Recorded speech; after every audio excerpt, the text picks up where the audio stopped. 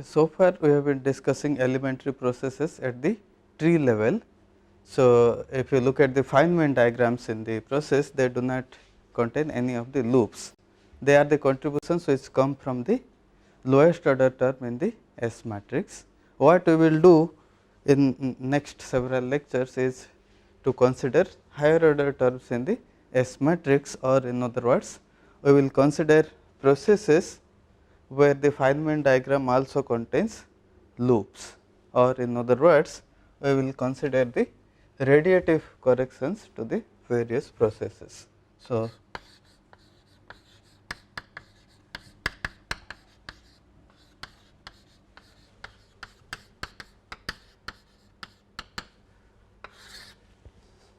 let us consider for this scattering of an electron from a very heavy particle, which can either be a, let us say, muon or a proton or whatever. The mass of the particle should be much heavier than the mass of electron, and it should interact with electron via electromagnetic interaction. That is the only requirement that we have. You will see in a moment why we want to consider heavy particle. So, we will consider this electron scattering from a heavy particle, and then we will see what happens when we consider the loops. So, E minus plus mu minus or P minus or whatever, some heavy particle. So, of course, the tree level process is you have an electron. I will draw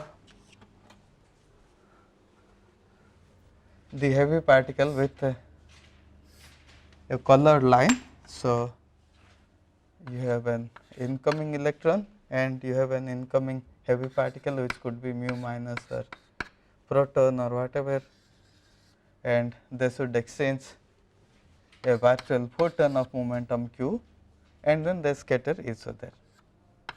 This is the lowest order diagram. You know how to compute the cross section for this process. What we will do now is we will consider the next order contribution to this process, and we will see what are the diagrams involved here.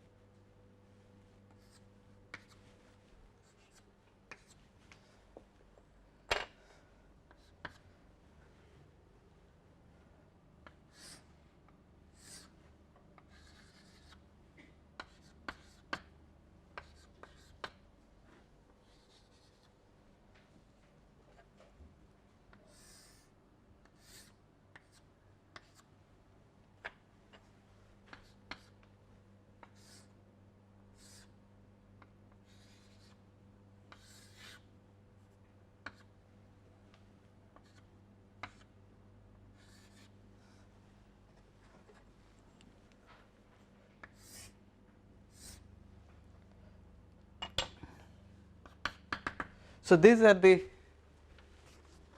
diagrams which will contribute at the next order. So here what happens is this the incoming electron emits a virtual photon, which is subsequently absorbed by the outgoing electron, and the incoming electron exchanges a virtual photon with the heavy particle. Here what happens, the outgoing electron emits and subsequently absorbs one virtual photon in addition to this. Here the incoming electron emits and absorbs a virtual photon, and in this diagram you have a pair created. The virtual photon here creates an electron positron pair, which subsequently annihilate, and the virtual photon is again created, and finally it is absorbed by the electron. You might ask why what happens, this heavy particle also can emit a virtual photon and subsequently absorb it, and then this electron and the heavy particle, they can for example exchange two virtual photons and all those things. All these will also contain one loop, just like here all of these diagrams contains a loop. You can consider the loop where the heavy particle is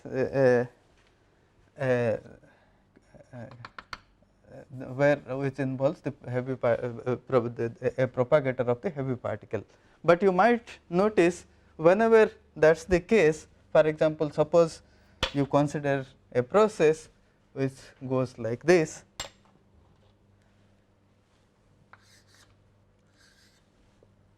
Let us say you have a process like this, where the heavy particle is in the loop. Okay, you have an electron, you have a mu1 or so, then this diagram will be suppressed compared to this diagram by 1 over the mass of this heavy particle, because it will contain an internal line of the heavy particle, and then you know the propagator contains inverse of the mass of the particle. So that is why I considered the scattering of electron by a heavy particle. In principle, you can consider electron scattering at higher order and all those things.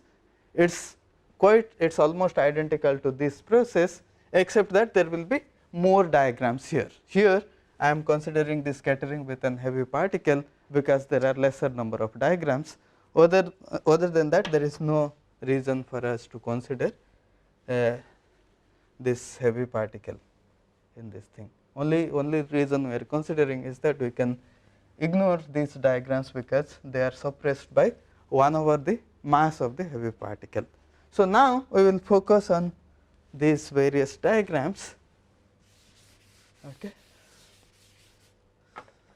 The first one is known as the vertex correction. We will see that it will give a correction to the vertex vector here.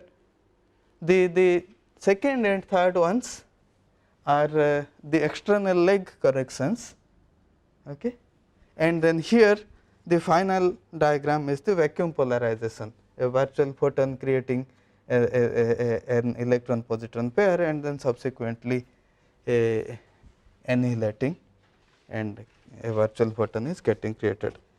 What we will do is that we will first discuss the vertex correction, and then later on we will discuss all these corrections, the external leg corrections, the vacuum polarization and so on in great detail. So let us discuss the vertex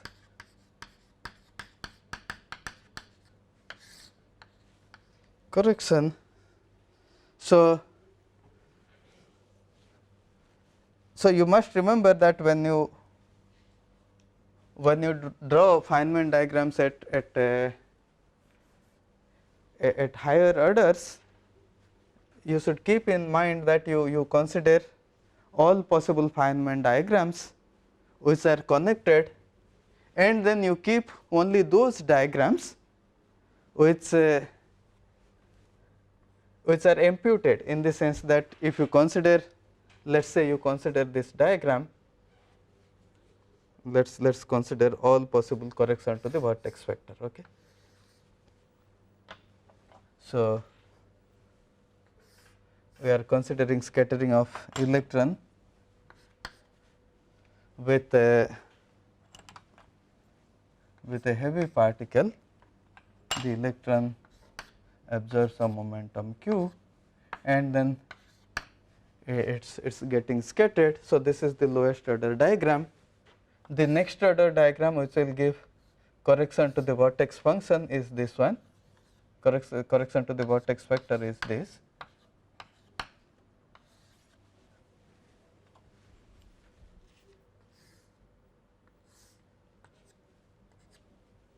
And the next higher order diagram to this process is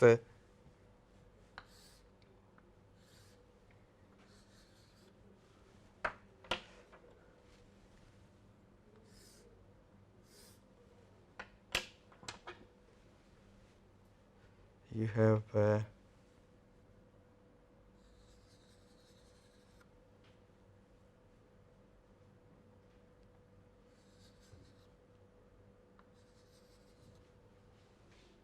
and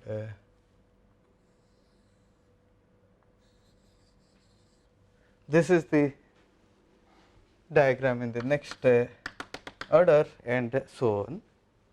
Here what I did is that I considered all the Feynman diagrams which are connected and then which are imputed, in the sense that if you remove any of these internal lines, you see the diagram does not separate into two complete pieces. Especially, just to give you an example, I am not considering a diagram like this.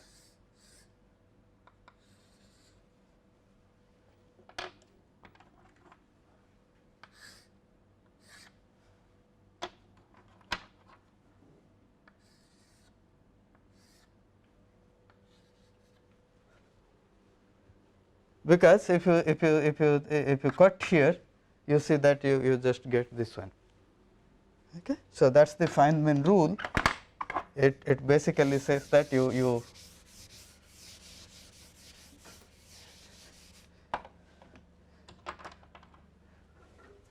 consider only these class of diagrams, they will give vortex corrections. I will represent this by this big block here. You consider this, you have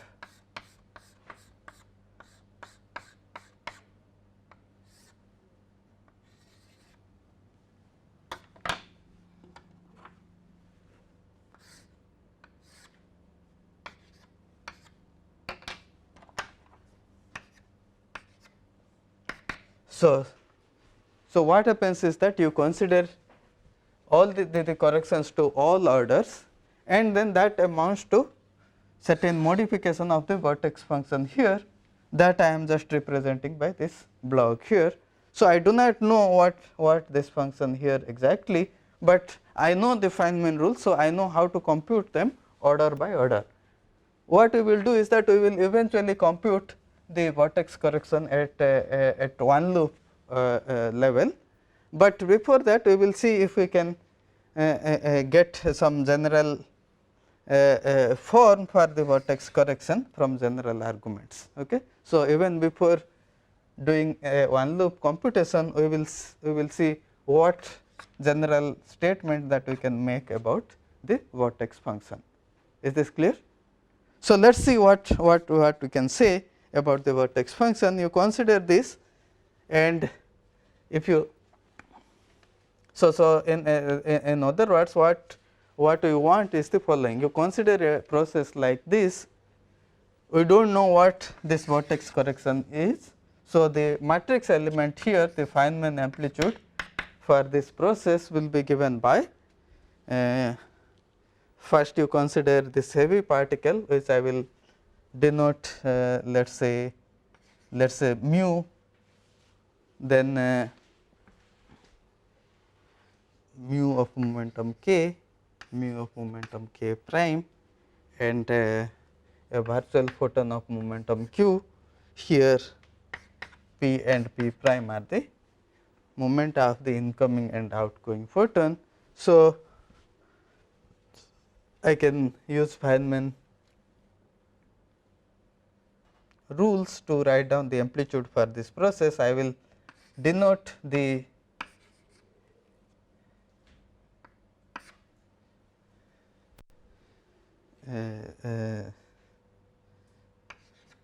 the solution to the Dirac equation for this heavy particle to be this, to be mu, and then so you have mu here, and then I e gamma mu for the vertex function here.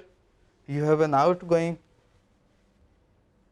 heavy particle mu bar of k prime, and then you have a photon propagator. So, eta mu nu I eta mu nu divided by q square, and then you have one incoming electron of momentum p. I will denote this by u p. I do not know what is this vertex vector here after I include all these corrections. So, I will denote that to be I e gamma nu with capital gamma to represent all the vertex corrections, and then you have the outgoing electron of momentum p prime, u bar of p prime. So, this is the Feynman amplitude, which I will denote by I m. The Feynman amplitude for this process is given by this. Our goal is to compute this vertex correction, or in other words to compute what this gamma mu can be. Okay. Before doing an explicit loop computation, we can say what form this gamma mu can take place. Okay. So, what is the form it can take?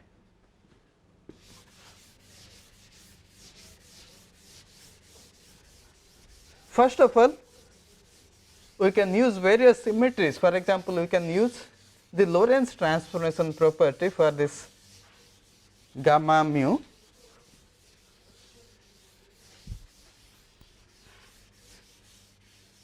It will say that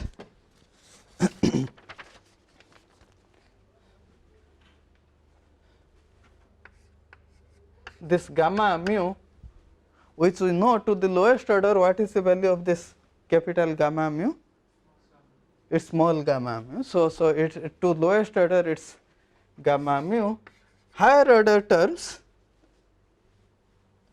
because it is a Lorentz vector here, it can only be a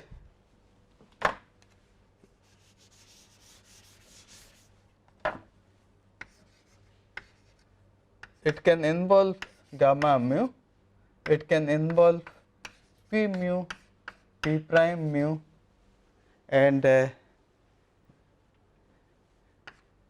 q is of course p plus p plus q is p prime. So, q is p prime minus p. So, I am not writing q mu because it is not linearly independent than this, and in addition to these it can contain Lorentz scalars. It can also contain p slash p prime slash p square p prime square and all those things. Okay. But you should remember that this is evaluated with a u p and u bar p prime in between. So, even if you have p slash p prime slash and so on, you can use the Dirac equation, which is p slash u p is equal to m u p, right. So, these terms will eventually go away. So, it can only depend on these quantities, and p square etc. are also m of course m square. So, there are these constants m e and so on. So, it can depend on these and m e, and then the dot products p dot p prime and so on, any scalar which involves p and p prime. We will consider this to be the most. So, this basically says that the most general form for gamma mu can be this gamma mu times some a, which is a function of p p prime apart from the constants, scalar function of p and p prime, plus p mu plus p prime mu times b, which again can be a scalar function of p and p prime, plus p mu minus p prime mu times c, which is also a function of p and p prime. Our goal is to find these quantities a, b and c. Okay? If we know a, b, c to all orders, we know what is the exact correction to the vertex vector. Let us see even doing any loop correction, if we can say something more about these scalar functions a, b and c. We will use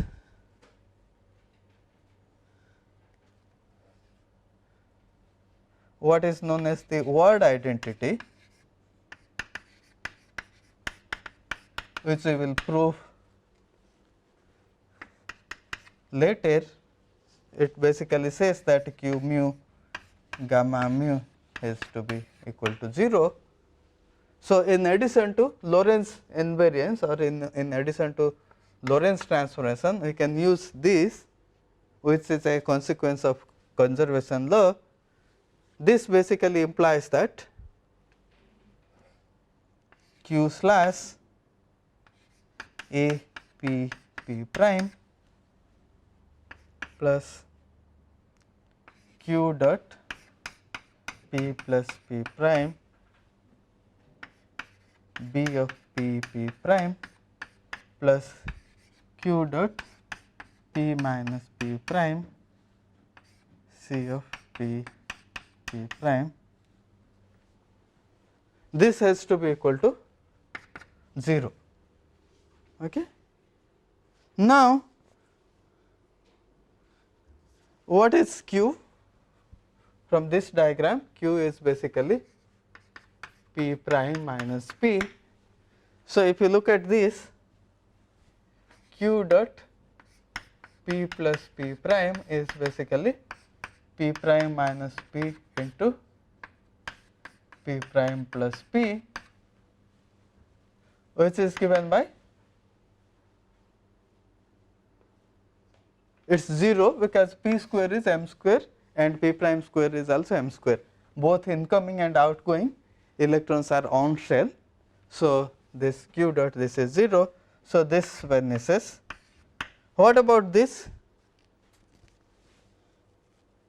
q slash? So this is an operator equation. So, you should evaluate it within this. So, if you consider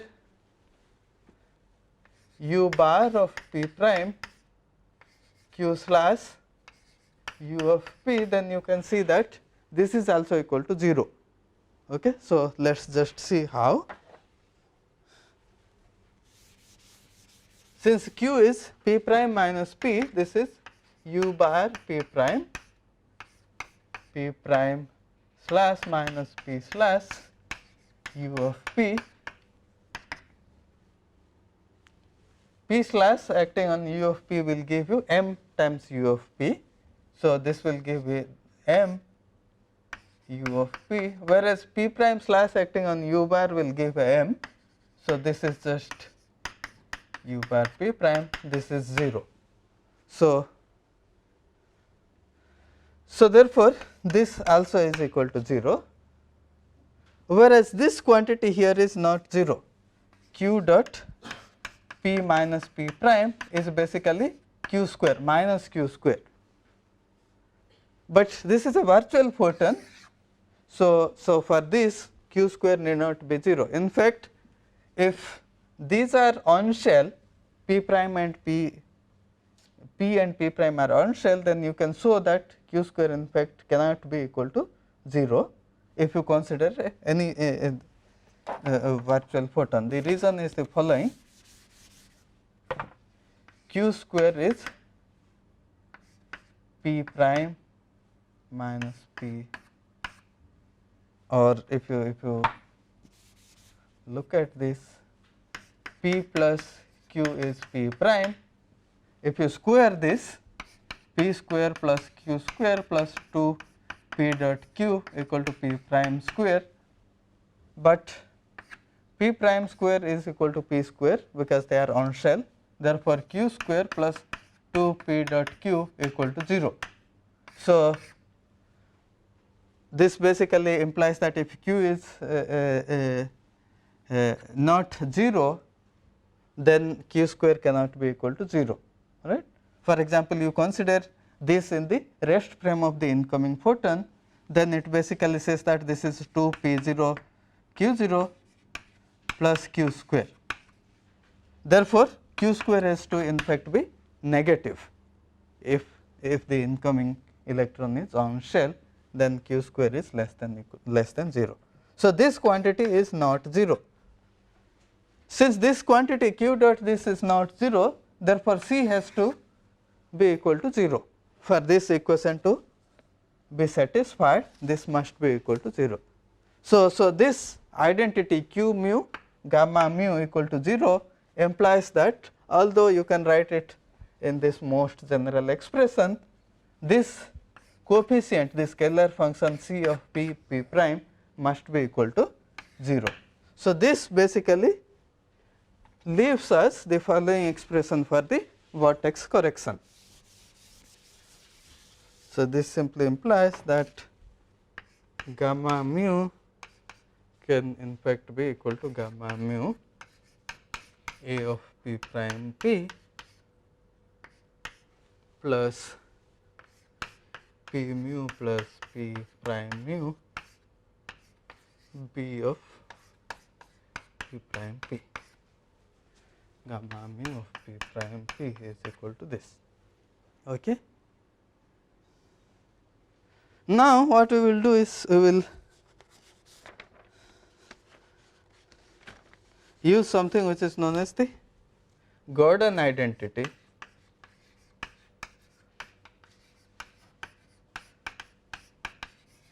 which basically says that u bar p prime gamma mu u of p is equal to u bar p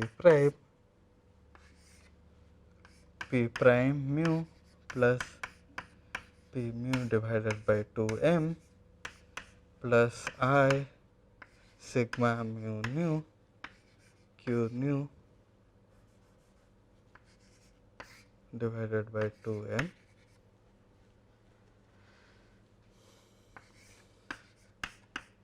where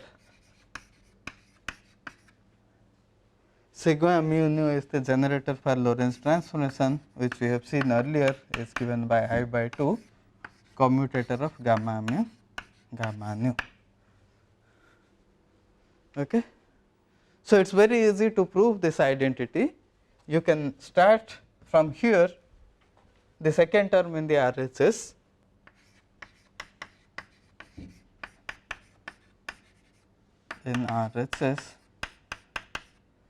this is basically u bar p prime I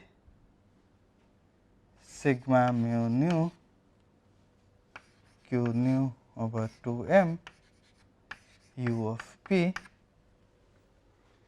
all right, and you have to use the fact that q is p prime minus p.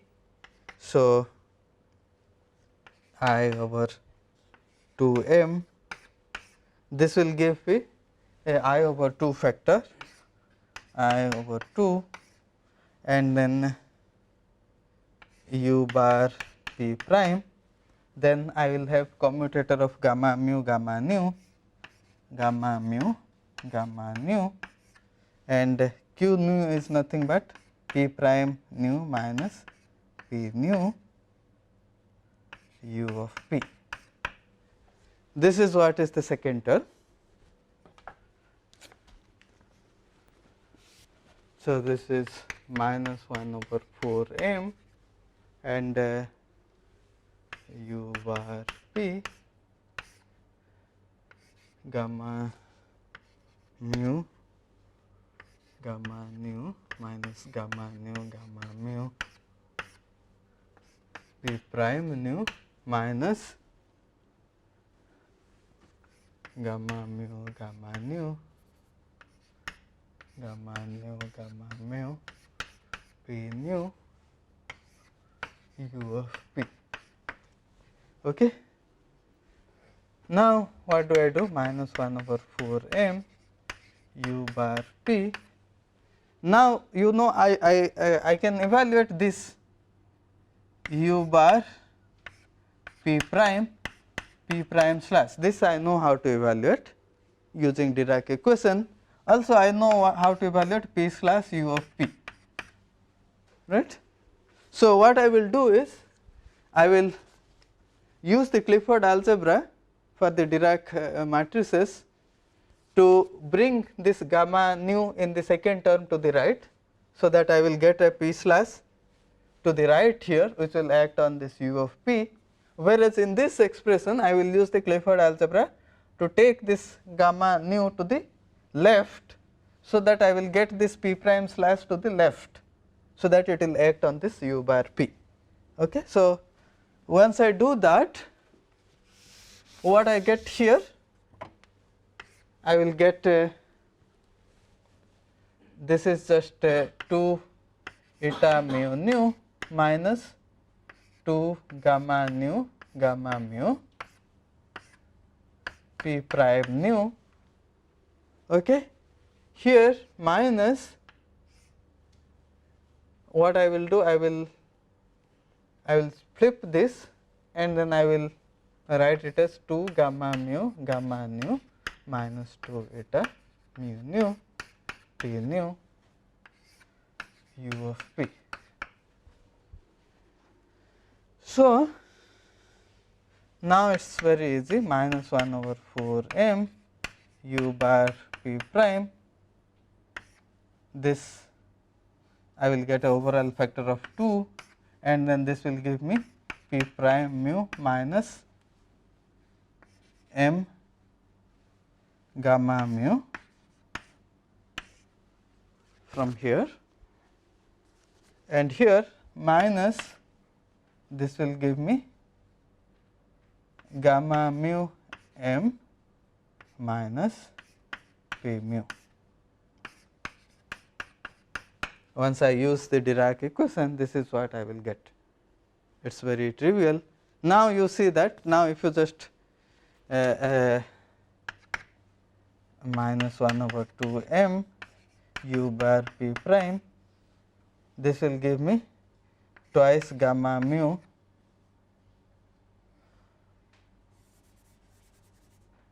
p prime mu plus p mu minus 2 m gamma mu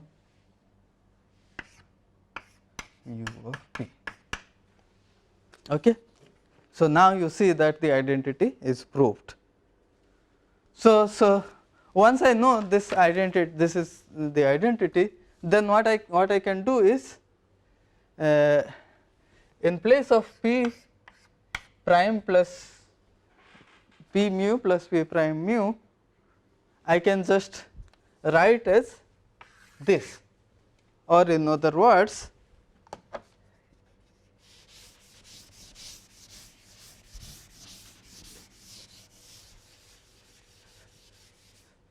if I use this identity, then gamma mu p prime p can be written as gamma mu times f1 of q square plus I sigma mu nu q nu divided by 2 m f2 of q square for some f1 and f2 as a function of a of p prime p and b of p prime p. Remember, q square simply means that it is a scalar function of p prime and p. So, the p prime and p dependence can only come through q square, nothing else, because rest all are just constants m and so on.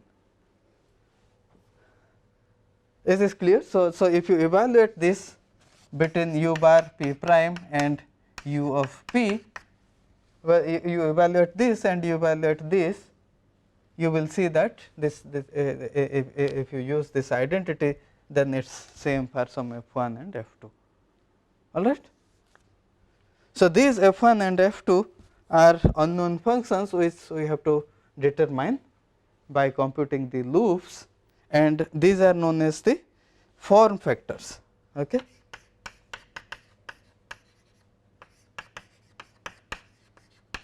So, our goal would be to determine these form factors f1 and f2 by computing the loop corrections.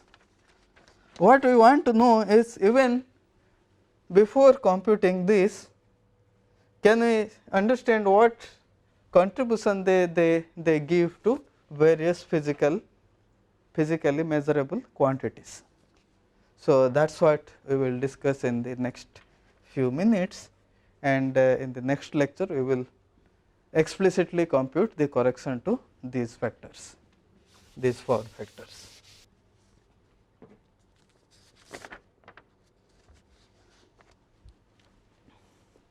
So, let us very quickly go over this f1 of q square and f2 q square. You consider the lowest order term here. We know to lowest order this gamma mu is nothing but this gamma mu here, right. So, therefore, the lowest order term for f1 of q square is just 1, and the lowest order term for f2 q square is 0. So, f2 q square to the lowest order f1 q square is 1 and f2 q square is equal to 0. That is the first thing that we conclude from this general expression, and this also suggests that if you consider q goes to 0 limit, okay, non-relativistic limit where the momentum transferred from the heavy particle is 0, it tends to 0, then this f1 of q square will not receive any correction in this limit, whereas this can receive this can receive non-trivial corrections.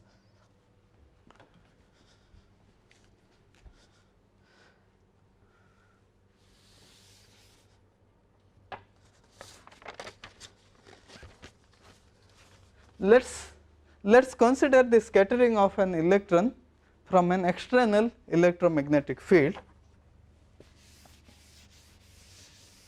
Let us say you consider some static vector potential, so that you have only external magnetic field.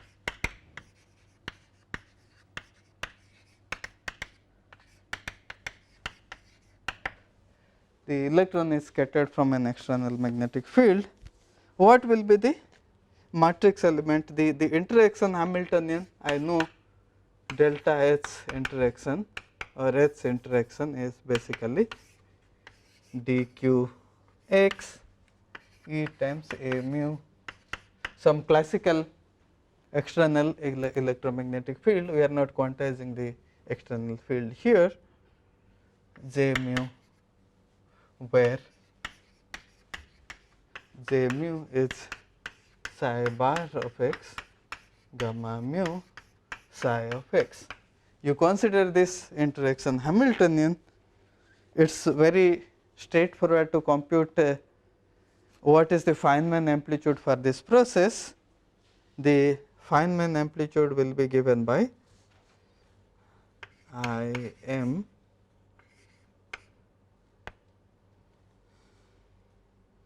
So, if you consider an electrostatic potential, then you just have delta p 0 prime minus p 0 will be given by minus I e u bar of p prime gamma mu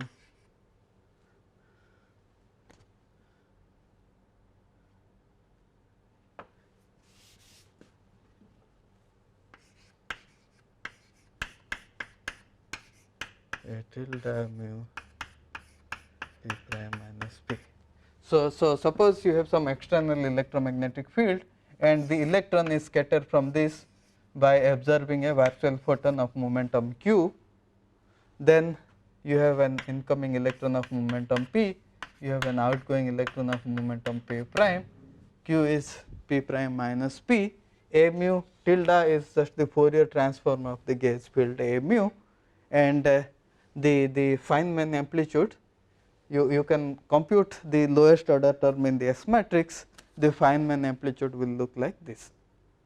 Now, we know how to compute the vertex correction. So, if you consider all the vertex corrections, then the gamma mu here will be replaced by the capital gamma mu here.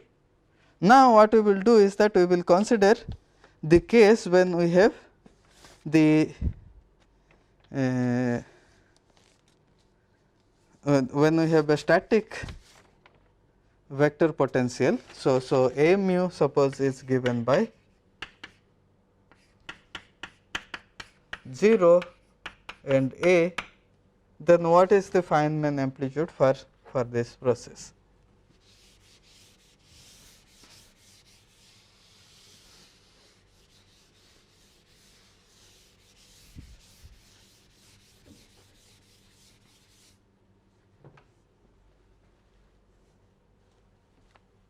So, the Feynman amplitude here will simply be given by, I am writing I m will be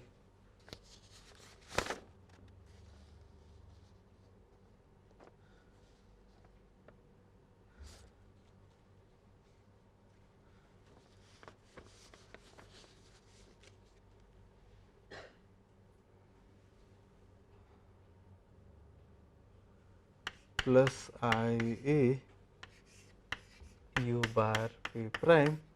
Capital gamma mu will simply be gamma I here,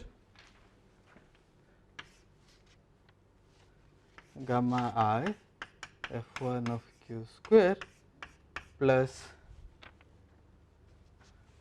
I sigma I nu q nu divided by 2 m f2 of q square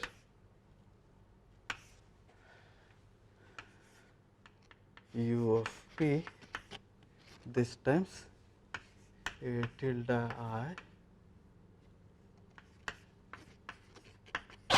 All you have to do is you have to carefully keep track of the sign here. You know, in the earlier formula I had a minus here, and then this gamma mu and sigma mu nu were contracted with a mu properly. Now, my a mu is just 0 and a, the 0th component of a mu is 0. This vector a I, when I raise it, I will just get a minus sign which will make it plus. What we will do is that we will consider this, and then we will consider the non-relativistic limit, where the initial incoming electron is a non-relativistic electron, and also q is very small. The momentum, the virtual photon which is absorbed by the electron is also of very low energy.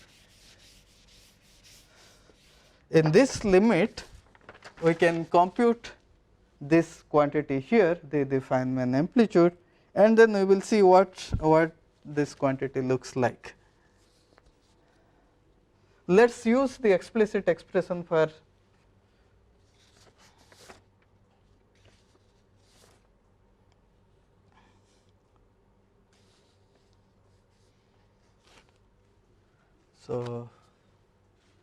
So, what we will see, I do not think we have much time to evaluate this in this lecture.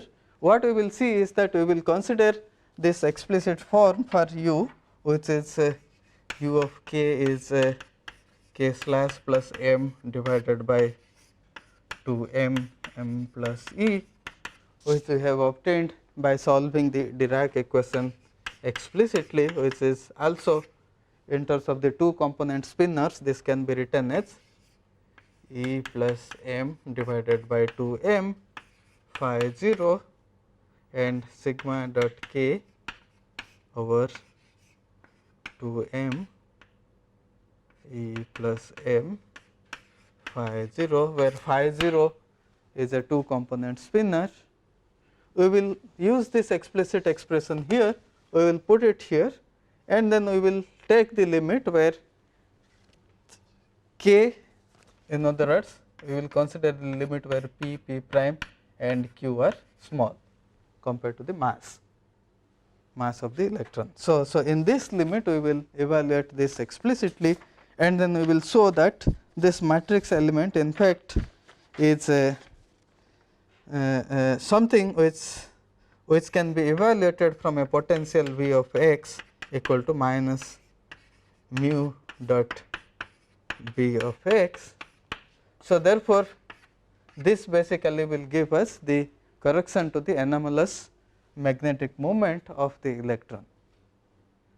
We will see what is the precise form of this and what is the precise form of this average magnetization here, so that we can know which of these form factors give you correction to the anomalous magnetic moment and what way. All right. So, this we will discuss in tomorrow's lecture, and then we will compute and this correction to the one loop order. All right.